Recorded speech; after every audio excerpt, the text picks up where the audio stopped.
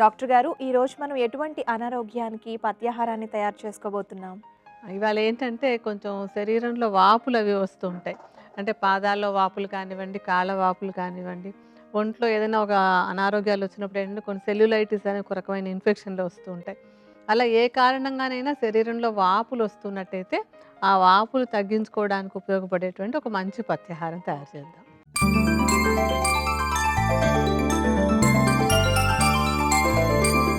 శరీరంలో వాపులు తగ్గించే పథ్యాహారానికి కావలసిన పదార్థాలేంటో ఇప్పుడు చూద్దాం. బియ్యం, పిప్పళ్ళు, పిప్పలి మూలం, చవ్యం, చిత్రకం, శొంఠి. కావలసిన పదార్థాలేంటో ఇప్పుడు చూసాం కదా. మరి ఈ తయారీ విధానాన్ని ఏ విధంగా తయారు చేయాలో డాక్టర్ గారిని అడిగి మనం తెలుసుకుందాం. డాక్టర్ గారు, ఈ పథ్యాహారాన్ని ఎలా తయారు చేయాలో చెప్తారా? అలాగేనమ్మా. దీన్ని తయారు చేసుకోవడానికి ఏంటంటే కొన్ని మూలికలు, కొంచెం బియ్యము, తర్వాత నీళ్లు కావాలి మనకి. ముందు మనకి ఏ ఏ మూలికలు కావాలో చెప్తాను. మొట్టమొదట మనం తీసుకోబోయేటువంటిది ఏంటంటే చెవ్యము అంటారు దీన్ని. ఏంటంటే ఇప్పుడు తీసుకునేటువంటి మూలికలన్నీ కూడా వాపు తగ్గించేటువంటి కొన్ని మూలికలను తీసుకొని దాంతో మనం ఒక కషాయం తయారు చేసుకోవాలి. అందులో ఈ చెవ్యం అనేటువంటిది శరీరంలో ఉండే అధికమైన నీరు కానీ, వాపు కానీ తగ్గించడానికి బాగా ఉపయోగపడుతుంది. దీన్ని చూర్ణంలాగా చేసేసుకుని ఈ చూర్ణాన్ని ఒక చెంచా పరిమాణంలో తీసుకోవాలి. చెవ్యం తీసుకున్నాం కదా, నెక్స్ట్ చిత్రమూలం. ఈ చిత్రమూలం అనేటువంటిది కూడా శరీరంలో ఉండేటువంటి వాపులను తగ్గించడానికి బాగా ఉపయోగపడుతుంది. అంటే నీరు వలన వాపు కానివ్వండి, ఇతర కారణాల వల్ల వాపు ఉన్నా కూడా అది తగ్గించుకోవడానికి సహాయపడుతుంది అనమాట. ఈ చిత్రమూలాన్ని కూడా చెవ్యం లాగానే చూర్ణం చేసేసుకోవాలి. ఈ చూర్ణం కూడా ఒక చెంచా పరిమాణంలో తీసుకోవాలి. తర్వాత మనం ఇందులో వేసుకునేటువంటిది ఏంటంటే పిప్పళ్ళు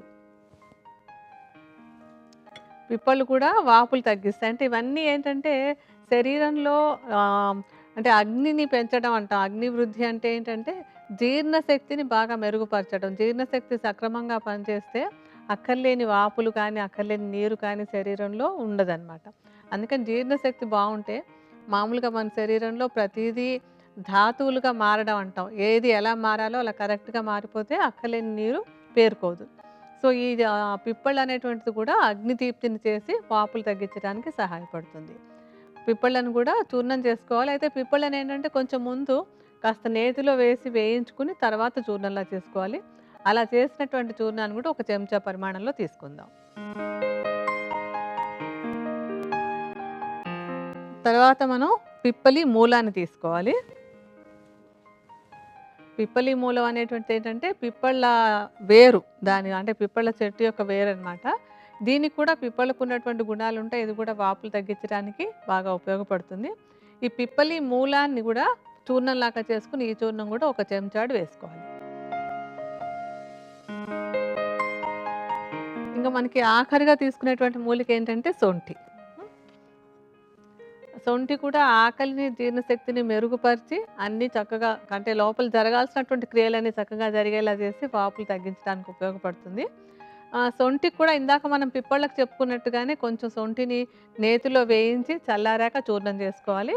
అలా చేసినటువంటి చూర్ణం కూడా ఒక చెంచా పరిమాణంలో తీసుకోవాలి.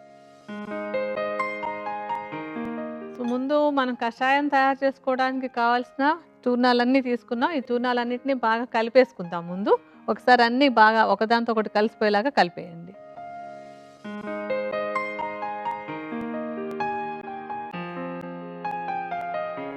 ఒకసారి కలిపేశారు కదా.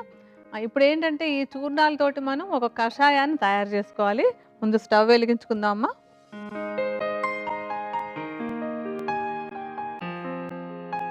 ఇప్పుడు నీళ్ళు ఏంటంటే సుమారుగా ఒక 2 గ్లాసుల పరిమాణంలో నీటిని పోసుకుందాం. 2 పెద్ద గ్లాసులు వచ్చేలాగా. మేము ఉదాహరణగా చూపించినట్టుగా చూపిస్తూ ఉంటాం. లెక్క అంటే సుమారుగా వేసేసి మీరు మాత్రం కొలత ప్రకారం వేసుకోండి.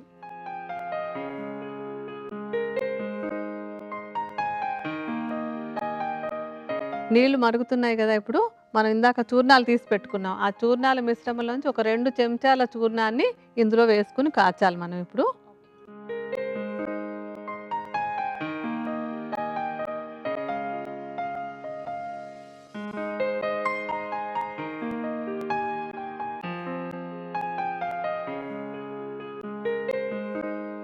ఇప్పుడు మన కషాయం మరుగుతోంది కదా. ఈ మరుగుతున్న కషాయంలో మనం ఏంటంటే మొత్తం 2 గ్లాసుల బియ్యాన్ని తీసుకున్నాం. సుమారుగా ఒక పావు గ్లాస్ పరిమాణంలో బియ్యాన్ని ఇందులో వేసి ఉడికించుకోవాలి. ఇప్పుడు ఈ కషాయంలోనే వేసి ఉడికించాలన్నమాట.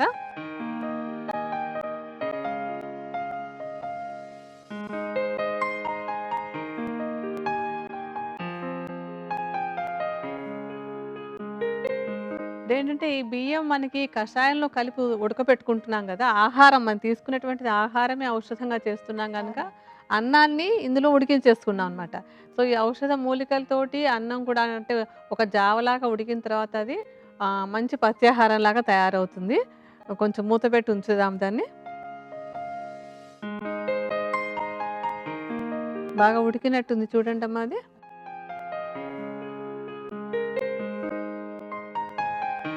అవునండి. చాలా దగ్గరకొచ్చేసింది. బానే ఉడికింది. మెత్తగా అయిపోయింది కదా అన్నం. ఇప్పుడు మనం స్టవ్ ఆపేసుకుందాం. దీన్ని ఒక బౌల్‌లోకి తీసేసుకుందాము. ఇప్పుడు మొత్తం జావ లాంటిది రెడీ అయిపోయింది కదా మనకి. మొత్తం ఇందులో జావలా ఉడికిపోయింది. కొద్దిగా రుచి కోసం చాలా కొంచెం ఉప్పనమాట. ఎందుకంటే వాపులవి ఉన్నప్పుడు ఎక్కువ ఉప్పు వేసుకోకూడదు. ఊరికే టేస్ట్‌గా అన్నట్టు చాలా కొద్దిగా 2 చిటికెలు ఉప్పు వేయండి అందులో.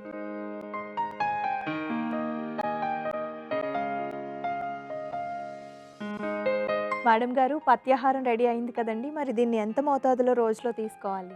ఇదేంటంటే ఒక ఆహారం కనుక ఏదో ఒక సమయంలో అంటే ఉదయం కానీ, సాయంత్రం కానీ ఆహారంలో ఒక భాగంగా ఇప్పుడు మనం చేసినంత పరిమాణంలో వెచ్చవెచ్చగా తీసుకోవాలనమాట.